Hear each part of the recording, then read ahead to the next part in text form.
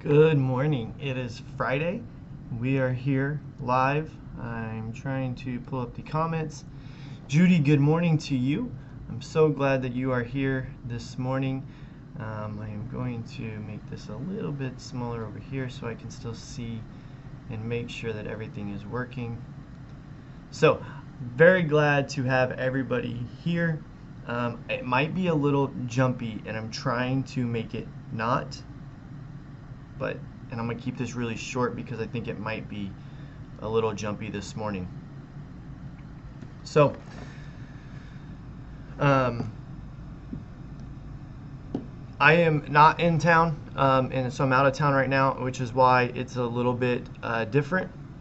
That's why I was on the road yesterday and I wasn't able to get there. I didn't know if I was going to be able to do it yesterday, so I didn't want to cancel it early, but then send out the cancel. I know, but it's Friday. Hopefully you guys are having a good weekend. I do want to just hang out with some people in Villa. We'll be outside tomorrow's, or not tomorrow, but Sunday service. Just look on our social media accounts at around 8 o'clock and we will make that call. We will have it unless we make a call to move it inside. So that is how that works, and so we just kind of pay attention to that area. Hopefully you guys have a fantastic weekend plan. I see some people saying hi, so I do want to show them. Judy Marsh was on. We see James Moore is joining us still from YouTube, visiting us this morning also. So glad to have you. I know that there's some obviously that are going to catch this later, not knowing. So I'm out of town if we're going to be able to do this or not. Let me know in the comments just to make sure you can hear me okay. I think everything's set up right, and normally you guys let me know, but I just want to make sure that you guys can hear me.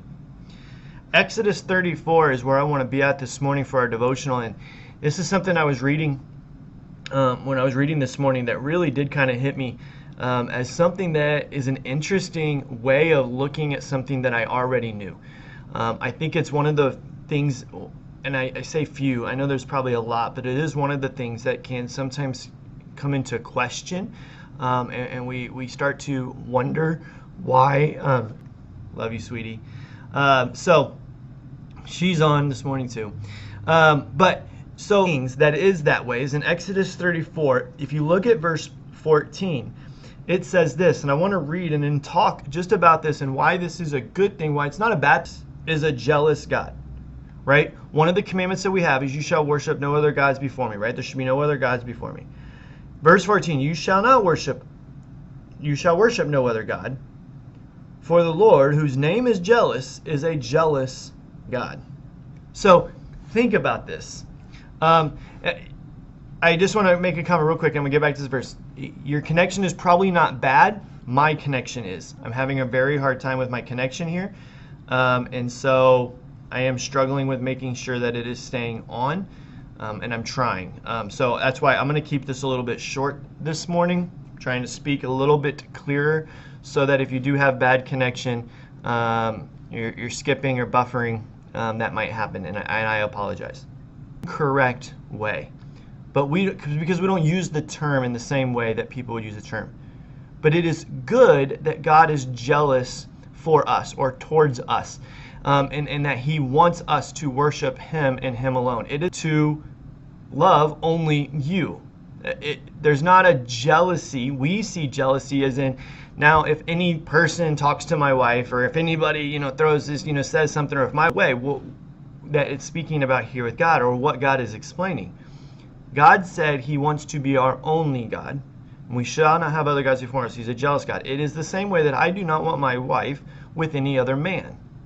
Now, I am human, and I am wrong if I take that too far and be like, well, she can't talk to men, she can't be around other men, she can't have conversations with other men. Like, that would be wrong. That's the bad jealousy, but it's not jealous, and it is jealous, but it's not jealous to say, I don't want you with any other men.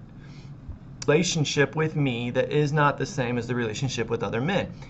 It is the same way that we should have a relationship with God that we do not have with anyone or anything else.